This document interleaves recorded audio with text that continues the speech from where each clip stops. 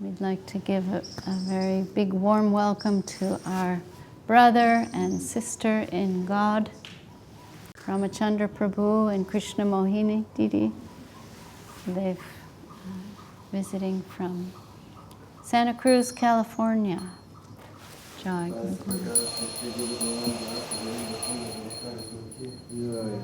We have a beautiful ashram in Santa Cruz, and our program there is under divine guidance of Srila Bhakti Pavan Janardhan Maharaj, who's our worshipable, well-wishing friend of everyone, and beautiful guardian, acharya in our mission. And so on my recent travels in America, I stopped a few days and got to see everyone, and it's so nice to have you here. So this time of year, we are honoring the sannyāsa līlā of Śrīman Mahāprabhu. And I'm going to try to explain this in a way for newcomers to understand too, because many of our viewers are coming for the first time and not even knowing who Mahaprabhu is. So we want to try our best to make this understandable to them too. So Mahaprabhu, his full name, Sri Krishna Chaitanya Mahaprabhu, otherwise known as Gauranga Mahaprabhu. And in his early pastimes, his name's Vishvambhar, and then he becomes Nimai Pandit, first born with the name Nimai, given by Sita Thakurani, the wife of Advaita Acharya. So just like all the different names of Krishna, we have so many names of Gauranga Mahaprabhu. And we just sang Nadiya Nagari Nitai Nechi Nechi Gairi, 108 names for him, describing all these names have something to do with qualities and pastimes and attributes of the Lord. So Chaitanya Mahaprabhu, Gauranga Sundar, he's the manifestation of Radha and Krishna combined into one form. So Krishna, the original Supreme Person, he is not alone. He has a consort, and we can say his better half, Srimati Radharani. They appear as a divine couple, as two, and sometimes they combine together into one form, as Gauranga, as Sri Krishna Chaitanya Mahaprabhu. So on our altar, you see three main deities, Radha, Krishna, and Mahaprabhu. And on our left, Mahaprabhu, he's that combined form of Radha and Krishna, Radha and Govinda. And they combine in this age of Kali for two reasons. One, to establish the Kali Yuga Dharma. This is the age of Kali. There's 4 ages in every cycle, and Kali Yuga is the final cycle, and it's a degraded age, the age of quarrel, the age of hypocrisy, the age of degeneration, the Iron Age, when everything's so in its more degraded form. Truth is being lost, virtue is being lost, there's more lying and cheating, and exploitation is more gross, and it's a time of war and hypocrisy and quarrel. So it's a hard time, but the good news in this age is that the Lord comes covered by, in this particular Kali Yuga, it's a very special Kali Yuga. Radha and Govinda combine into one form. Krishna wants to establish the Yuga Dharma, which is Nam Sankirtan, which is Kirtan, chanting the names of God congregationally as the prescription, as the means of deliverance, as the remedy, as the medicine, the highest form of medicine coming at the most needed time, when everything's so degraded and so difficult.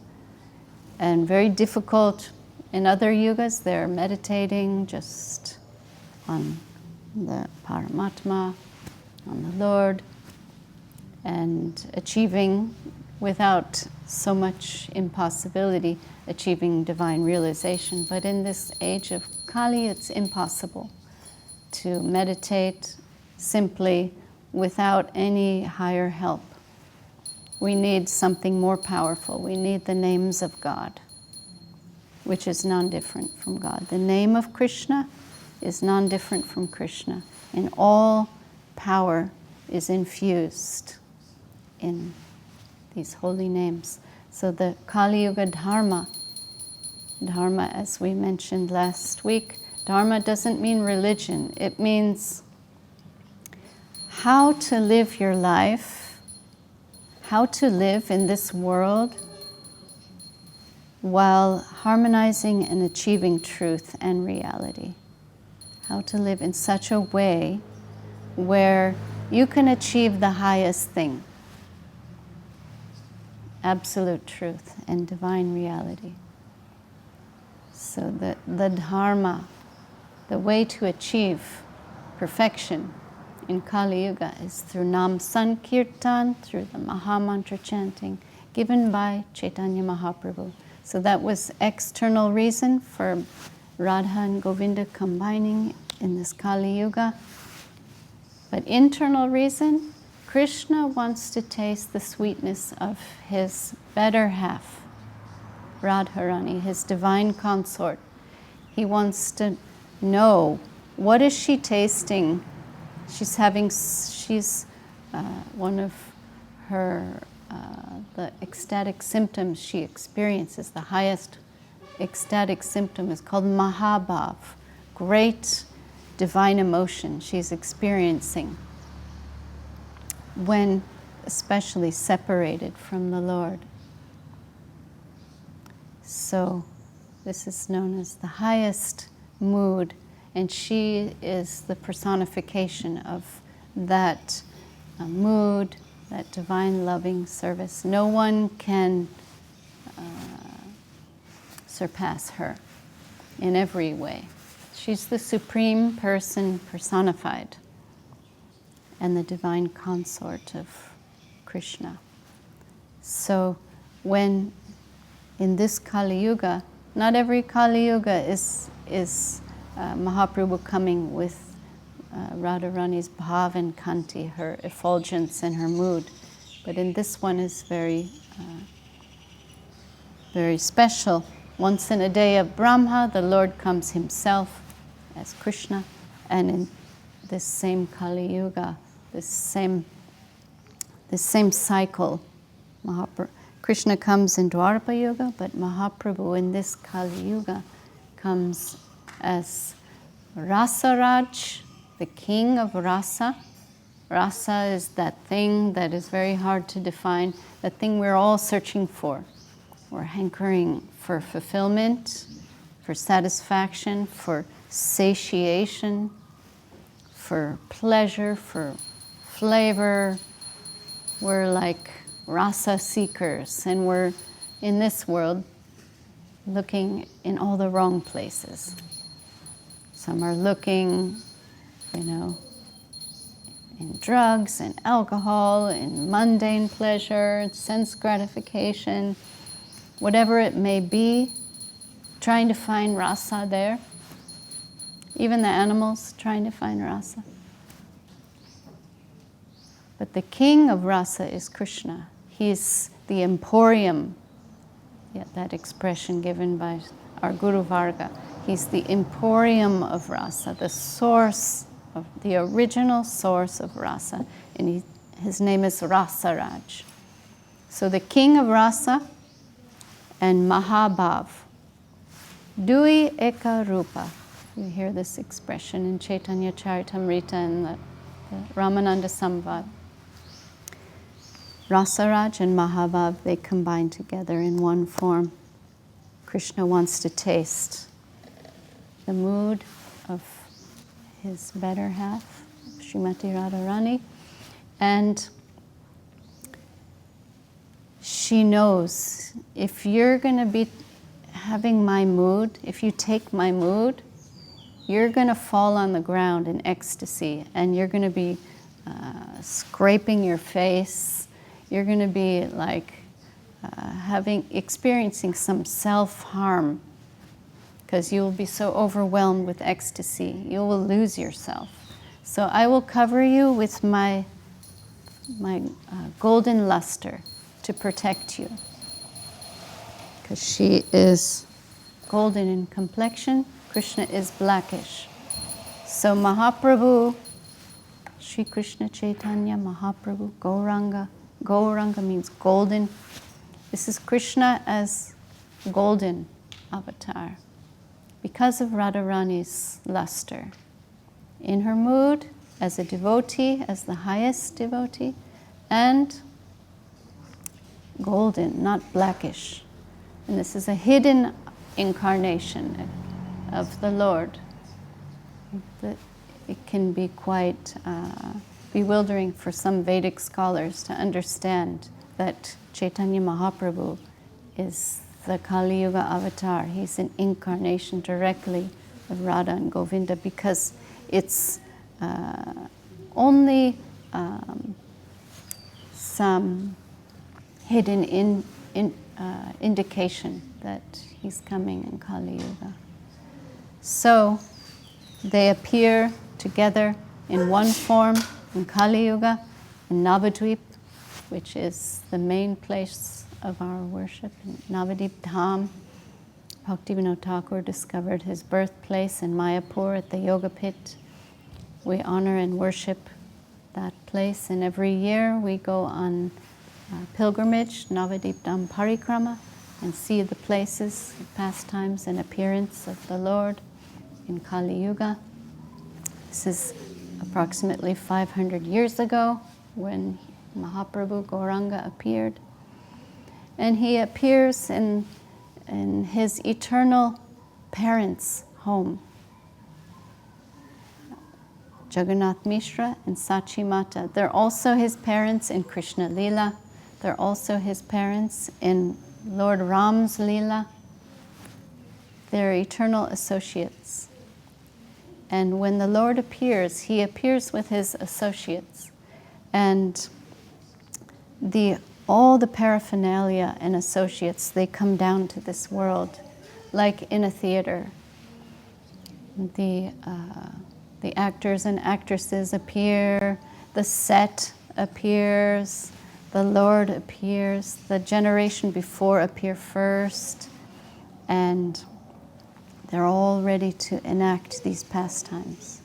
So the Lord appears with his divine associates and paraphernalia in Navadvip Dham, in the home of Sachi Mata and Jagannath Mishra. And we must mention Advaita Acharya, who is, the Lord appears not in one form, not as just Radha Govinda combined, but with his Pancha Tattva, 5 features of his manifestation. Sri Krishna Chaitanya, Prabhu Nityananda, Shri Advaita, Gadadhar, and Srivas. Adi Gaura Bhaktivinoda means and all the associates. So in a 5-fold form, in 5 different personalities representing 5 different aspects, they appear together. And Advaita comes first. And Advaita, he is seeing the condition of the material world being so degraded. The things that are going on, all truth is being lost. Crazy things are going on in the name of Vedic culture, and so much offense is being made. So Advaita very desperately prays for the Lord to appear, and worshiping the Lord with Ganges water and tulsi leaves, he calls, "Lord, please come." So the Lord, this is the pastime where the Lord is accepting the prayer and invitation of his devotee. Comes down to this world and appears as Nimai, Vishvambar, in the home of Sachi and Jagannath Mishra. And they have one older son, Vishvarup Prabhu, who is a manifestation of Nityananda Prabhu, the older brother of Mahaprabhu. And in their home, they're very humble brahmanas living, very pious, Jagannath Mishra is very restrained, very pious, very polite, charitable, all auspicious, very virtuous soul. Sachimata the same. They're eternal associates of the Lord. They see so many auspicious symptoms that an extraordinary child has been born to them. And Advaita Acharya and Haridas Thakur are dancing when the Lord appears. And this appearance day is called Gaur Purnima. Gaur, golden, again. The golden moon on the full moon eclipse, the Lord appears when everyone's chanting the names of Hari. So that is Gaur Purnima. That is our new year, our Vaishnav New Year. That comes in March this year. And Radha and Krishna combined together appear in Nadia, Navadvip. And it's not known to everyone who has come, who has appeared in the home of Sachi Mata and Jagannath Mishra, but Advaita knows. And Haridas Thakur also knows, who is Lord Brahma incarnated in Kali Yuga. Brahma Haridas, Namacharya Shila Haridas Thakur. They know the Lord has come to save everybody. And at first the Lord appears extraordinarily beautiful and very naughty and captivating everyone, and growing up, showing so much scholarship. He became Nimai Pandit, and appearing a little arrogant. At this time period, he's showing his Gaur Narayan līlā.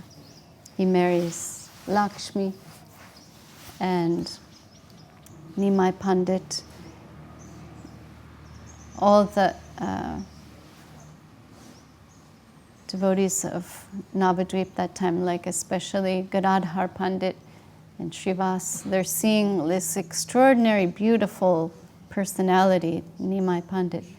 And just, if he could only become a Vaishnava, their prayers. He's got everything, but he's like not showing that he's a Vaishnava. He's showing himself to be an arrogant scholar. Then when his father disappears, when these pastimes disappear and his brother leaves home before that, his father disappears, Nimai Pandit goes to Goya That's the very same place where Lord Buddha sits under the Buddha tree, sits under the Bodhi tree and achieves enlightenment in his pastimes, the Lord's pastimes and avatar of Buddha. That same place is famous for Pinda, where you go to make your offerings for the forefathers. When your ancestors pass away, especially your father, you go to this place in India, Goya Dham, and you offer Pinda. It's like Shraddha. And there he met Ishwara Puri. Chaitanya Mahaprabhu is meeting the great Madhavendra Puri's disciple, Ishwara Puri. And this is very significant, this place. And Mahaprabhu's performing his father's Shraddha, Pinda, and meets Ishwara Puri and receives initiation, the holy name, Harinam Diksha from Ishwara Puri. These are pastimes, but it's very elaborately described in Chaitanya Charitamrita and Chaitanya Bhagavat. I'm just making a long story short. So at this moment in time, there's a shift in Nimai Pandit's mood. From arrogant scholar, he becomes a Vaishnava, showing Vaishnav mood, but he's to the extreme, going mad. He's mad with ecstatic love for Krishna. Radharani's mood is starting to manifest. Her Mahabhav is coming out. And Gauranga Mahaprabhu is showing this. So he finishes his duty as the son of Jagannath Mishra, offering Pinda, Shraddha for his father, returns to Navadvip, mad in ecstasy. And his mother is seeing her son has completely transformed, gone mad, and is calling for help, calling Srivas Pandit, what's happening to my son? They're all neighbors. One of these Pancha Tattva members, Srivas Thakur and Gadadhar, they're living all nearby, and they're seeing, Nimai Pandit's become a Vaishnava. He's losing his mind with ecstatic love for Krishna. And Sachimata is also delighted, but she's also thinking, my son has lost his mind. And she's calling the Ayurvedic doctors, please, like maybe some air, some kind of, in Ayurvedic there's the Vata, like overly Vata condition of like people who are going crazy can have too much air in their body. So they're putting him in tubs of oil, Vishnu oil, to try to balance him out, something to get him back to normal, but nothing's working. And Sachimata is so worried. Then Srivas tells his mother, Srivas tells Mahaprabhu's mother, Nimai's mother, what he's got, I want that. Don't worry, Sachi. This is not sickness, this is not madness. This is Krishna Prema. It's our highest prospect, our highest, the most divine thing you could ever want. He's got it, and I want it. And everyone learns of Mahaprabhu meeting Ishwara Puri, the foremost representative of Madhavendra Puri, who is the disciple, who is the guru of Advaita and Nityananda and Haridas and so many others. And the Sankirtan begins in Srivas Pandit's home. And the Yuga Dharma is being established first in private. Nam Sankirtan in a behind closed doors. Nimai Pandit is chanting and dancing with the Vaishnavas. Then the time has come for this to go public, to rescue everyone. But in the meantime, so many people are making offense. They're seeing behind closed doors, there's all this ecstatic chanting going on and no one's allowed. And people are saying, what is this?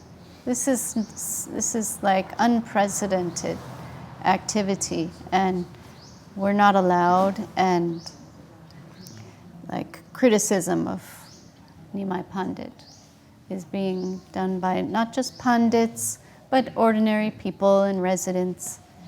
So some aparad is going on, and some complaint is going to the Qazi. What's going on in the house of Srivas? All this mad chanting is going on. This is not something we've ever seen before. It must be illegal. And Qazi, some pastimes taking place where the drum gets broken, the mridanga gets broken. Then that's the moment when Nimai Pandit decides to take this to the streets publicly. And they go to the house of the Qazi, confront him about the drum, mridanga being broken. This drum, mridanga, it's not just a drum, it's a manifestation of Nityananda. That's why when we do kirtan and parikramas, and we always bring the mridanga to the front. So the Qazi gets confronted and gets purified and blessed, becomes a Vaishnava. So many things go on. There's so much to remember in this pastime. But there comes a point, Nimai Pandit's showing his Vaishnav mood. He's remarried. His first wife has passed away from the snake bite of separation. When Nimai Pandit goes on his preaching tour to East Bengal, she dies of separation when he leaves home. Then his second marriage to Vishnupriya. These are the supreme goddesses of fortune incarnated as his wives. And so this Sankirtan is being established. It's public, and so many are being liberated, but so many are also making offense. Actually, it's a small population making offense, but the Lord wants to deliver them and set things right and rescue everybody. So when his second wife, Vishnupriya, was at the age of 14 on this particular constellation called Makara Sankranti, which we just observed yesterday. Around this time, it's either yesterday or the day before. It's the exact dates are not known, as mentioned by Srila Sridhar Maharaj and Srila Gurudev, but it's around this time. It's around Makara Sankranti. And it's also an auspicious holiday here in Thailand. So many similarities and parallels, and connection is there. But Mahaprabhu wakes up in the morning, he leaves home, he's going to take sannyāsa. He's going to leave his mother and his young wife, and he's only 24 years old at this time. He's going to take the renounced order of life at this young age. And only Mahaprabhu indicates to a few of his associates, to Nityananda Prabhu, to Mukunda Prabhu, to maybe 3-4 others, that he's going to leave home and he's going to take to renounce order of life, to deliver everyone, and to show these offenders that he's going to perform the highest sacrifice for the benefit of everyone, and that this is an example he's showing to purify them and to rescue everyone. And he swims across the Ganga early morning. Sachi Devi has some idea. No one told her, but she knows my son is leaving home, and she's in the doorway seeing her son leave. She's like a statue. She can't move, she can't speak. She knows that Navadvip is going to be plunged in separation from him. He's leaving home, swims across the river, goes to Katwa. This is all in the Nadia Navadvip district. And he goes to the ashram of Keshav Bharati. And he approaches Keshav Bharati for sannyāsa. And Keshav Bharati first sees this beautiful, effulgent, young Nimai Pandit with a young wife and a mother alone at home, and says, no, you can't. I won't do this. No, I can't be responsible for, you taking sannyas, leaving the world. And just to clarify, like in our Western culture, we don't understand the depth of this. We don't understand what a tragedy it is that someone leaves home, takes sannyas, leaves the world, accepting, this means they're going to accept leaving all the comforts of home and leaving all the relatives. They're going to accept austerity. They're going to become beggars. They're going to, one definition of sannyas is voluntarily inconveniencing oneself for the sake of spiritual advancement. Voluntarily accepting inconvenience for the sake of spiritual advancement. So when anyone takes sannyas, it's known in Indian culture like they're going to suffer for a higher sake. And they honor it, but they also feel some pain. But when the Lord is going to do this, and leaving like the supreme goddess of fortune at the age of 14 at home with the elderly mother, Mahaprabhu, who already lost her first son, Vishwarup, lost her husband, Jagannath Mishra, and is alone with Vishnupriya. Keshav Bharati is like, absolutely not. And he says, Mahaprabhu, Nimai Pandit's pursuing this because it's going to happen. And Keshav Bharati says, if your mom gives permission, I'll do it. You go home and come back with permission. So he starts to run towards home. Then Keshav Bharati realizes he can convince anyone of anything. That kind of magnetic personality, that persuasive, he's Krishna in the mood of Radharani. And okay, bring him back, forget it. Okay, this is your divine will, let's do it. So it's all around this time. This is we're celebrating today as the day of sannyas. A few days ago he left home, and a few days he's wandering in Raradesh in ecstatic madness. A few days after sannyas he's also wandering. So it's this time period. Everyone is summoned for this function. There's a lot of chaos because no one wants to see the Lord take sannyas. Mahaprabhu's hair, Chaitanya Mahaprabhu's hair is described as extraordinarily beautiful.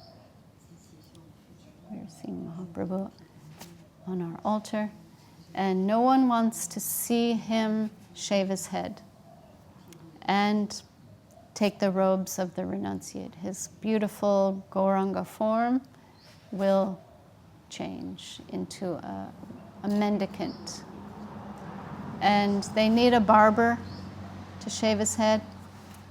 They call a local barber who's like, oh, I can't shave his head. I'm, absolutely not. And he's convinced that you got to do this. It's your duty. You're the barber here. He needs his head shaved. It was like hours trying to shave Mahaprabhu's head because Mahaprabhu was falling, crying, chanting in ecstatic love. Finally, he shaves Mahaprabhu's head, and then he quits his job. Like, I'm never going to do this. I'm never going to touch another pair of scissors again. He throws his shaving kit and shuts down his barber salon, and Srila Sridhar says he becomes a sweet maker instead. He changes his occupation and starts making sweets. But this tragedy occurs. Mahaprabhu takes sannyāsa. The news is spread everywhere, and Mahaprabhu's wandering, and Nityananda's trying to follow him. And Mahaprabhu is not eating, he's not sleeping. He receives the name at this point in time, Sri Krishna Chaitanya, like Krishna consciousness. Sri Krishna Chaitanya. Chaitanya means consciousness. He's Krishna consciousness, distributing himself. Krishna distributing himself in the ecstatic mood of Radharani. And he's wandering around and coming across so many villagers, and Nityananda Prabhu, who's Baladev, he's going to the local cowherd people, telling them, when you see this Sri Krishna Chaitanya Gauranga, when you see him, direct him this way, because he wants to go to Vrindavan to find Krishna. So you direct him to this, where the Ganges River is. He'll see it as Jamuna, and we'll be able to intercept him and take him to the home of Advaita, to see the devotees, to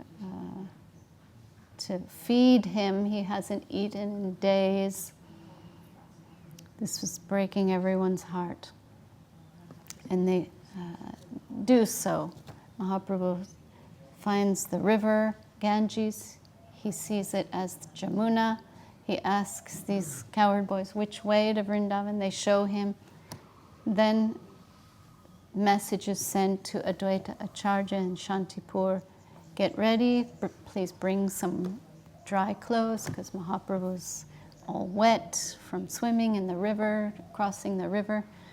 And Advaita comes with a boat and new clothing, and then Sri Krishna Chaitanya Mahaprabhu is saying, Advaita, where am I? I thought I was going to Vrindavan. And it was a trick of Nityananda, but there's some truth to it, because on one particular area of the Ganges River, the Jamuna River is present there, because it's Navadvip. Navadvip and Vrindavan are non-different. And everything in Vrindavan is represented in Navadvip. So this particular spot is actually the Jamuna, and Mahaprabhu seeing this, the Jamuna, and then he's swimming across and finding Advaita Acharya, who gives him his cloth and takes him to his home with Nityananda Prabhu and Mukunda Prabhu and a few others. And there they call all the Vaishnavas. So they've all been in extreme anxiety knowing Mahaprabhu left home, and they heard about his sannyas, but now they get to see him. And something like 10 days passes in the home of Advaita Acharya, with ecstatic, mad pastimes take place. And they bring Mahaprabhu's mother to see her son as Sri Krishna Chaitanya. She's able to cook for him, they're able to feed him, and Mahaprabhu is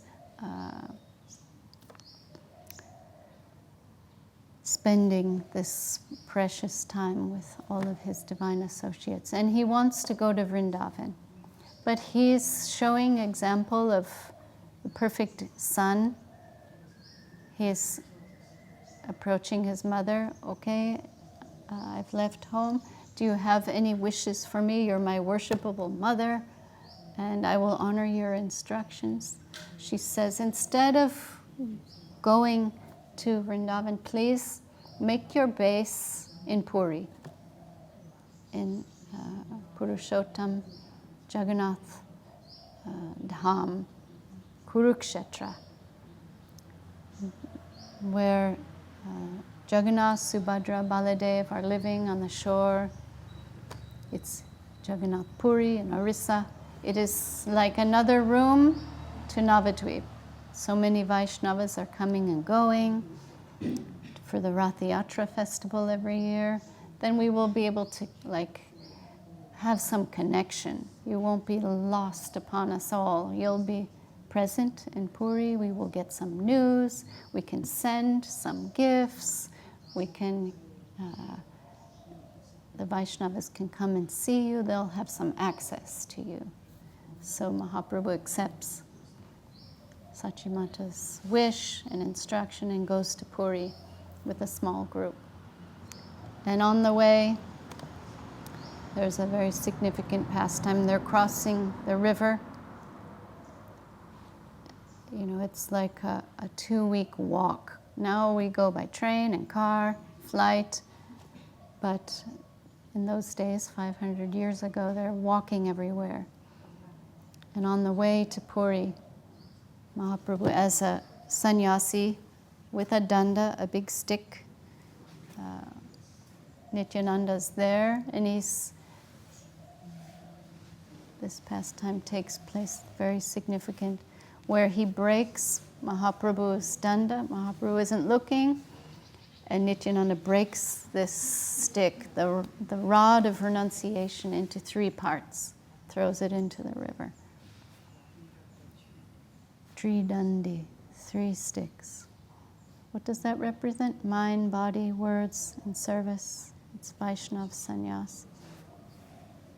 But Mahaprabhu is showing some anger. And Nityananda is breaking this danda because he's like, you are the Lord. You don't need to carry the rod of renunciation. You are the Supreme Person. You are Ishvara, Parama, Krishna, Satchidananda Vigraha, Anadi Adir Govinda Sarvakarna Karnam. Then why would you need to be a beggar?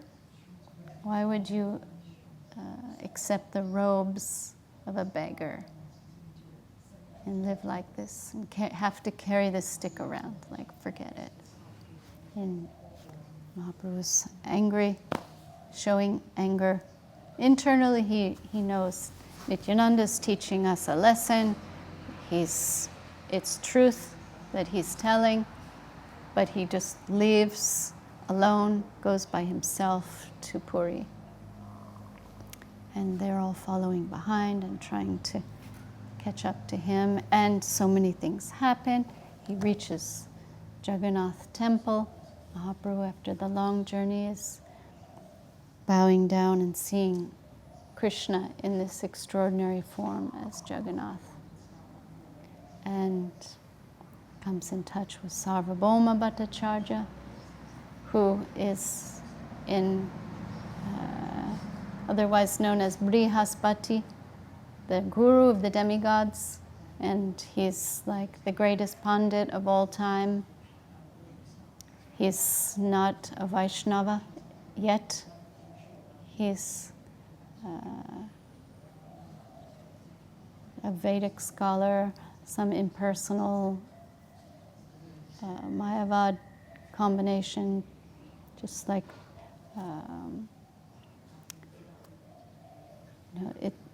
he's the one person Gurudev mentions that Mahaprabhu upgrades in his divine pastimes. He upgrades Brihaspati to Sarvabhauma Bhattacharya, a Vaishnava. And that's huge. It's like earth-shattering that this person would become a Vaishnava. He's like the king's Pandit, and he's famous all over the world as the greatest Pandit who has become a devotee of Mahaprabhu.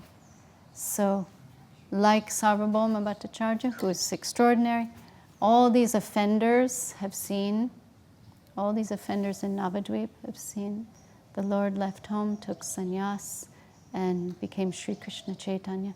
They become delivered because their appreciation for him develops.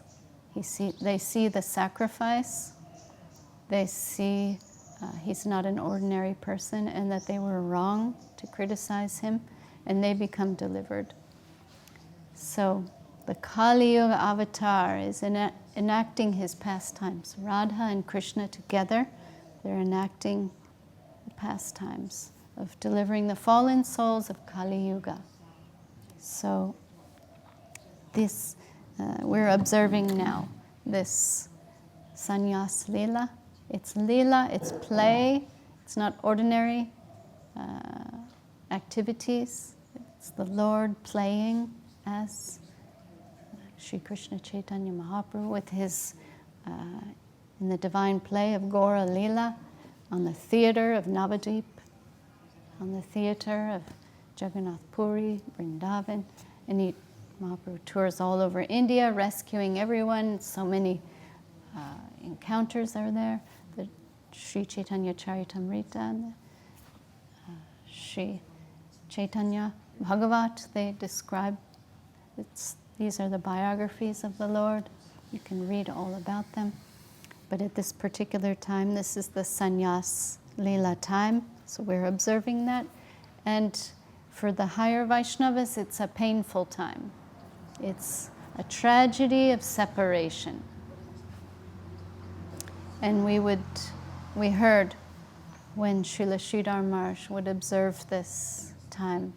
And in the Chaitanya Saraswat Mat, all prasadam is simplified. Normally there's so many offerings like the bitter, the pungent, all the different flavors are offered to the deities, and according to Ayurvedic and conception, and all the offerings are very presentable for the deities. That still goes on, that offering for the deities, but for the devotees, rice and one dalma, would be prepared in the mat. Sabji and dal mixed together into one with some rice, and that's it. That's the food, prasadam being served to the devotees. And Srila Sridhar Maharaj would not be available to anyone, any visitors. They couldn't go except the intimate servitors could go, and Gurudev could go, and he would become very immersed in Mahaprabhu's Līlā. What is he doing now? What is he doing today? Where is he going now? He'd be living in real time these pastimes of Mahaprabhu. And he lived upstairs in his veranda. He could see the Ganga, he can see all the trees, and he'd look out and just reenact what Mahaprabhu is doing. And very grave, very serious mood of separation, this tragedy of separation, Srila Sridhar Maharaj would live every year during this time. So it's something from our Western mlecha materialistic culture we can only understand through grace and mercy, and come to appreciate what higher Vaishnavas think and develop some understanding and honor that. We also try to follow, if our kitchen can understand, also we simplify our food these days and understand Mahaprabhu, the Supreme Lord, is accepting extreme austerity. He's not eating, he's not sleeping, he's wandering in madness, accepting so much discomfort. We honor that, simplify our foods, try to be little, catching that mood on some level as best as we can. Then we are also honoring this occasion. It's a cold time in India, so Mahaprabhu is like swimming across the river in freezing cold water early morning, all wet with wet freezing cloth. So it's cold, he's hungry, he's shaving his beautiful head, everyone's just chaos is being ensued in his renunciation pastimes. So, Jai Śrīman Mahāprabhu. Cannot do justice, actually, from my side, to this glorious pastime of the Lord, this painful pastime, but we honor it as best as we can.